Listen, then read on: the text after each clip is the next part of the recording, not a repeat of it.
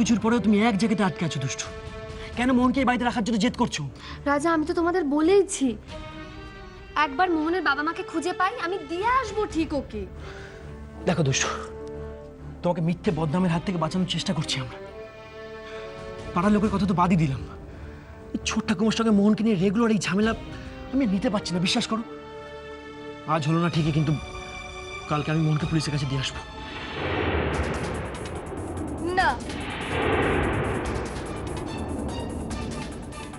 না, ঠিক আছে, পুলিশের কাছে দেবো না, কিন্তু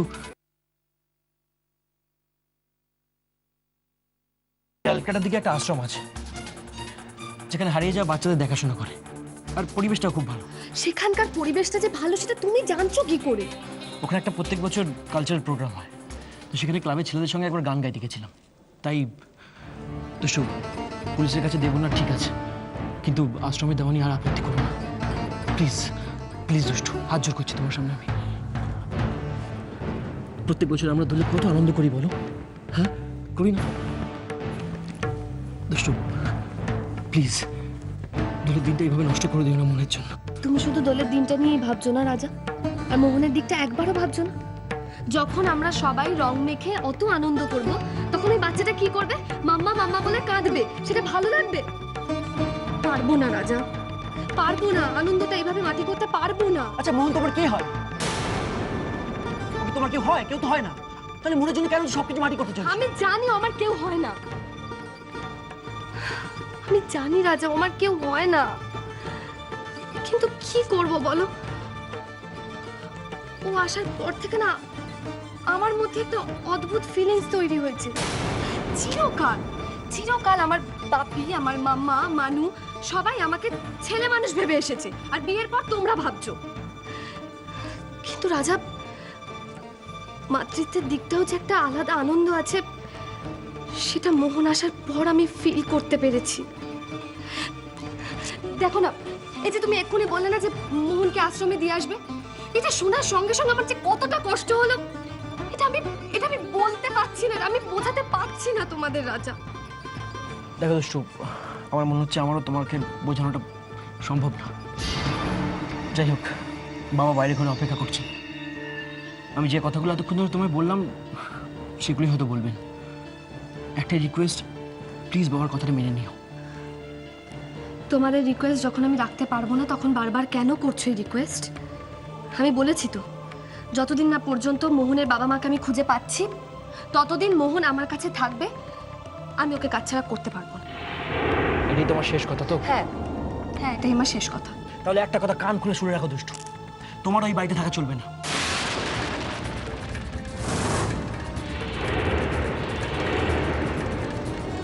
কি কি বললে তুমি?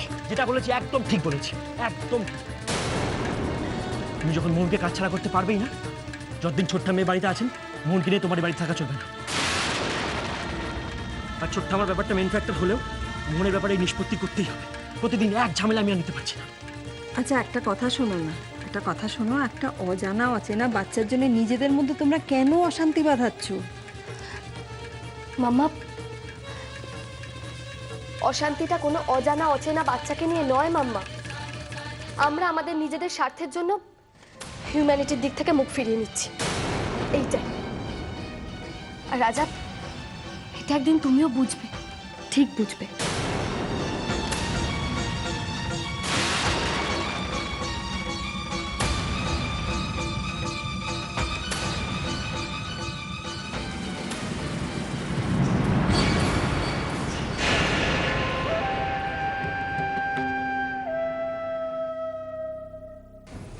দেখো রাজা, আমি তোমার মনের অবস্থা বুঝতে পারছি। এই অবস্থায় তোমার অভিমান হওয়াটা খুব স্বাভাবিক, খুব স্বাভাবিক। কিন্তু আমি দুষ্টুকে চিনি, ওর মনটা খুব নরম। ওর পক্ষে দেখো ওই বাচ্চাটাকে কোনো আশ্রমে দেয়া ইটস ইম্পসিবল রাজা। তার থেকে একটা জিনিস আমি সাজেস্ট করি, যতদিন ছোট ঠাকুমা রয়েছেন এখানে, ততদিন মোহন আর দুষ্টু আমার কাছে থাক। বাহ, চমৎকার, কি সুন্দর যুক্তি আপনার। আমি তো এটাও বলতে পারি এটা আপনার একটা অজুহাত মাত্র, আসলে বাচ্চারা দুষ্টুরি। রাজা, হ্যাঁ, পাঁচজনে যা বলা বলি করছে, একমাত্র প্রোটেস্ট করে এসেছি এতদিন আমি। কিন্তু দুষ্টু আমার যে পরিস্থিতিতে দাঁড় করিয়ে দিয়েছে, বাচ্চাটাকে নিয়ে আর কোনো রকম অশান্তি আমি সহ্য করবো না।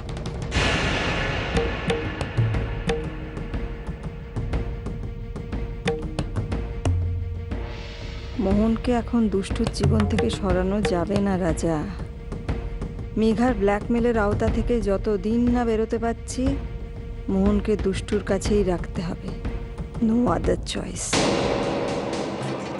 বিশ্বাস করছো না মানেটা কি? হ্যাঁ শোনো, তোমার বিশ্বাস অবিশ্বাসে না কিচ্ছু যায় আসে না। তোমাকে আগেও যে কথা বলেছি যে মেঘা কোথায় আমরা জানি না, আজও সেই একই কথা বলছি। মিথ্যে কথা, আপনি মিথ্যে কথা বলছেন। তাই নাকি? তা বেশ তো, তোমার যদি তাই মনে হয় সেটা ভেবেই তুমি দয়া করে এখান থেকে চলে যাও। না, মেঘা কোথায় আছে না বলা পর্যন্ত আমি এখান থেকে এক পাও নড়বো না। কি আশ্চর্য, আমরা কি করে জানবো যে মেঘা কোথায় আছে? আমরা সত্যিই জানি না মেঘা কোথায়। কেন, মেঘা কি নতুন মুরগি ধরেছে? সেটা জানাইনি আপনাদের? মুখ সামনে কথা বলো। তোমার লজ্জা করে না নিজের স্ত্রীর সম্পর্কে তুমি এই সমস্ত কথা বলছো? স্ত্রী? সেটা তো ওয়ান্স আপন আ টাইম ছিল। এখন সেই সম্পর্কটা খরচের খাতায় চলে গেছে, আর সেটা তো যাবেই। এখন আমি অন্ধ হয়ে গেছি, আগের মতো রোজগারও করতে পারি না। এখনো আমায় পাত্তা দেবে কেন? হ্যাঁ, তোমার লজ্জা করছে না কথাগুলো বলতে? অনেক মেঘা তোমার জন্য কি না করেছে? তোমার চোখের ট্রিটমেন্টের জন্য মেঘা নিজেকে ম্যাডামের কাছে বিকিয়ে পর্যন্ত দিয়েছে। ভুল ভুল। ও আমার ট্রিটমেন্টের জন্য ব্যস্ত ছিল না, ও নিজের স্বার্থের জন্য নিজেকে বিকিয়ে দিয়েছিল। নিজের স্বার্থে? হ্যাঁ, আমার ট্রিটমেন্টের টাকাটা ও জোগাড় করে না দিতে পারলে আমিও তো মনকে দিতাম না। ওসব কথা থাক, এখন ভালো ভালো বলে দাও মেঘা কোথায়? আরে কতবার বলবো যে আমরা জানি না মেঘা কোথায়? বুঝেছি, সোজা আঙুলে ঘি উঠবে না। এখনো বলে দিচ্ছি, সাপের লেজে পা দিও না। আমার অতীতটা তো জানো, চোখে দেখতে না পেলেও আমি তোমাদের এই মা মেয়েকে জ্যান্ত জ্বালিয়ে দেওয়ার ক্ষমতা রাখি। শোনো, তুমি তোমার যা ইচ্ছে তাই করতে পারো, আমরা আর তোমাকে ভয় পাই না। যার জন্য তুমি মেঘাকে ব্ল্যাকমেল করতে। কি কি বললে তুমি? ইয়ে না, মানে শোনো, যে দুর্বলতার জন্য তুমি মেঘাকে ব্ল্যাকমেল করতে, সেই দুর্বলতা মেঘা ঝেড়ে ফেলেছে। তার মানে মন কি আরো চায় না? না, ঠিক তা না। আসলে মেঘা বুঝে গেছে যে তুমি মনকে আর ওর কাছে কোনোদিনই ফেরত দেবে না। তবে তুমি তো মনের বাবা, তাই মেঘার সঙ্গে তুমি যতই দুর্ব্যবহার করো না কেন, মনের অযত্ন তুমি করবে না, এই বিশ্বাসটুকু মেঘার কিন্তু আছে। সেই বিশ্বাস থেকে মেঘা নিজের মনকে শক্ত করে ফেলেছে। মেঘা নিজের মনকে শক্ত করে নিয়েছে? এতটাই শক্ত? আমি সেটা বিশ্বাস করি না। কিন্তু ও গেল কোথায়? যেখান থেকেই হোক ওকে খুঁজে বার করতেই হবে। দুষ্টু, এটা আমার শেষ কথা। এই কথার কোনো নড়চড় হবে না। কিন্তু বাবা একবার যদি কোনো কিন্তু নেই। এই বাড়িতে সবাই তোর গুরুজন। এই বাড়িতে সবচেয়ে বেশি প্রশ্রয় পায় তুই আমার কাছ থেকে। আমি তোকে মেয়ের আসনে বসিয়েছি, কোনোদিনের জন্য বলতে পারবি না যে রুমি মুন্নির থেকে কোনো অংশ তোকে আমি কম দেখি। কিন্তু আমি তোর শ্বশুর হিসেবে না, তোর বাবা হিসেবে বলছি, দোলের পরই তোর মোহনকে ছাড়তে হবে। এই বাড়িতে মোহনের কোনো জায়গা হবে না।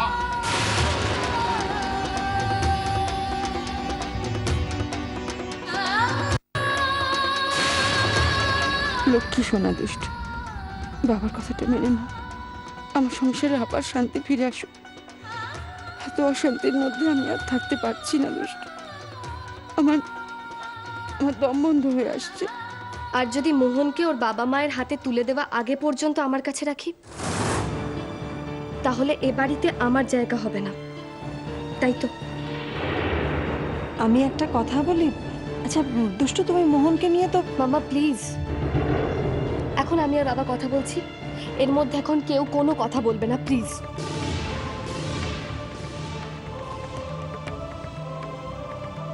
বাবা, তুমি আমাকে তোমার মেয়ের জায়গাটা দিয়েছো, আর সেই অধিকারের জায়গা থেকে আমি তোমাকে বলছি বাবা, আমি তোমার কথা মানতে পারবো না।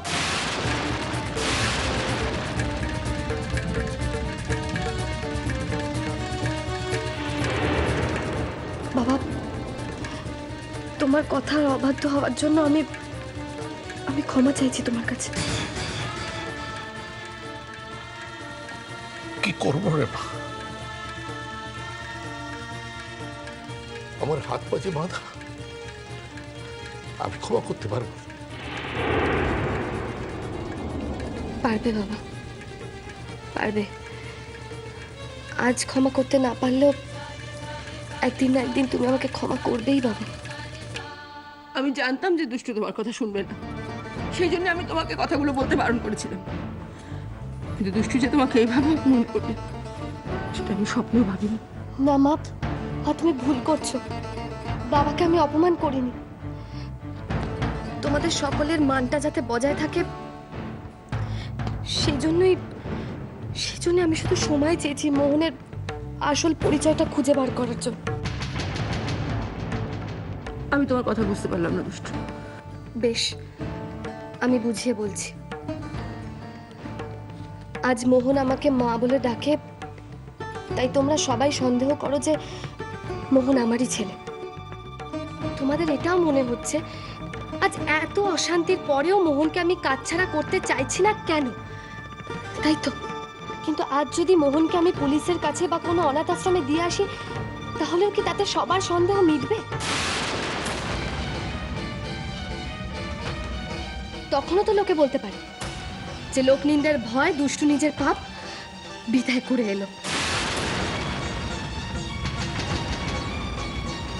ছোট ঠাকুমা আমার গায়ে যে অসতির লেবেলটা সেটে দিয়েছে, সেটা তুলতে হলে আমায় অনেক কিছু প্রমাণ করতে হবে বাবা।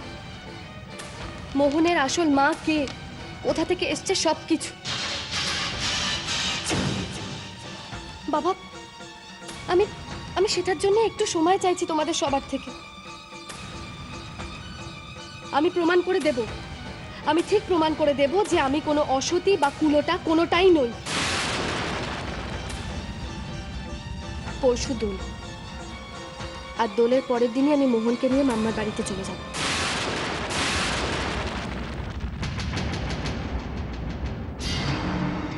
তবে এই যাওয়াটা মাত্র কয়েকদিনের জন্য।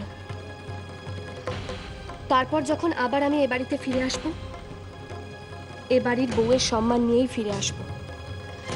আর তখন শুধু মা কেন, এই ছোট ঠাকুমাও আমাকে বরণ করে ঘরে তুলবে।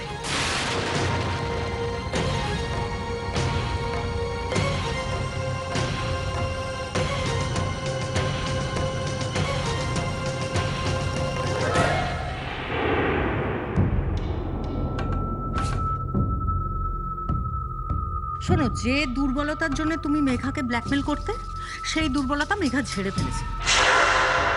আসলে মেঘা বুঝে গেছে যে তুমি মনকে আর ওর কাছে কোনোদিনই ফেরত দেবে না। মেঘা কি সত্যি মনের প্রতি সব মায়া দয়া ঝেড়ে ফেলে দিয়েছে? না না, আমার কোথাও যেন সব গন্ডগোল লাগছে। এর পেছনে এসে কোনটা মতলব আছে। মেঘাকে আমায় ট্রেস করতেই হবে।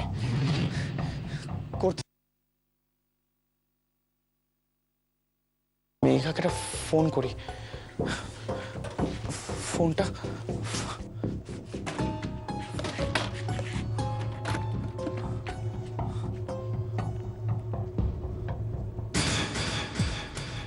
না, এই নাম্বার থেকে ফোন করব না, ওকে আমি অন্য সিম থেকে ফোন করব। সিমটা খুব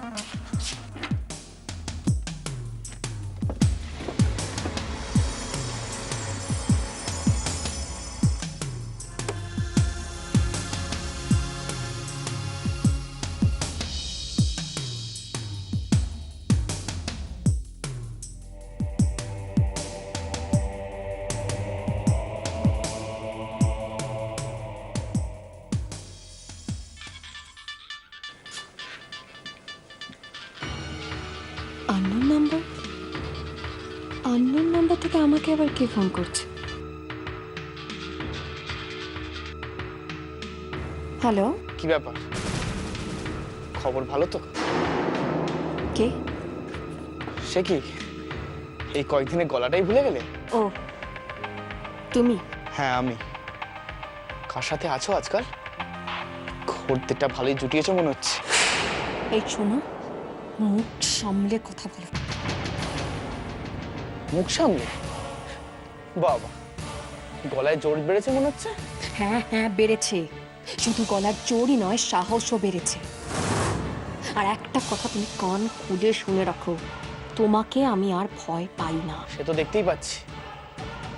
এত সাহস পেলে কোথা থেকে?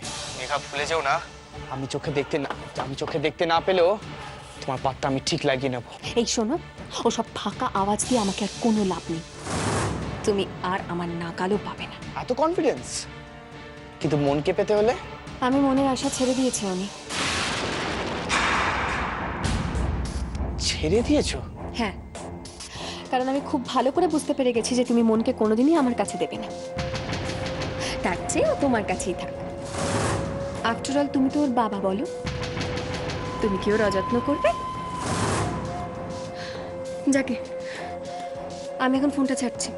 ছাড়ার আগে একটা কথা শুনে রাখো, আমি মনের বাবা বলে যতটা নিশ্চিন্ত হচ্ছ ততটা নিশ্চিন্ত হয়েও না। আমি লোকটা কিন্তু খুব নিষ্ঠুর। তোমাকে না পেলে কিন্তু আমার রাগটা মনের ওপরে গিয়েই পড়বে, আর আমি ভুলে যাবো যে এই মনের বাবা। তোমার কারণে তোমার মনের অবস্থা যে কি হতে পারে সেটা তুমি স্বপ্নেও ভাবতে পারছো না। যা খুশি করো তুমি, আই জাস্ট ডোন্ট কেয়ার। আর শোনো, ভবিষ্যতে এভাবে আননোন নাম্বার থেকে ফোন করে আমাকে বিরক্ত করার চেষ্টাও করবে না, বুঝেছো মেঘা?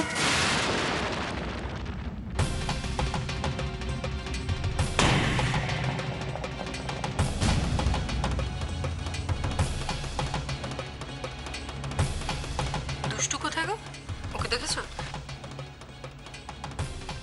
হ্যালো হ্যালো, দুষ্টু দুষ্টু দুষ্টু তো এদিকেই ছিল, তারপরে কোথায়? মা তো অনেকক্ষণ ধরে দুষ্টুকে ডাকছেন, খেতে দেবেন তো? তুমি তার মানে দেখোনি? ঠিক আছে, দেখছি ঘরে আছে কিনা। দুষ্টু? মেঘা দুষ্টুর ওখানে কি করছে? কি দুষ্টুর কাছে আছে?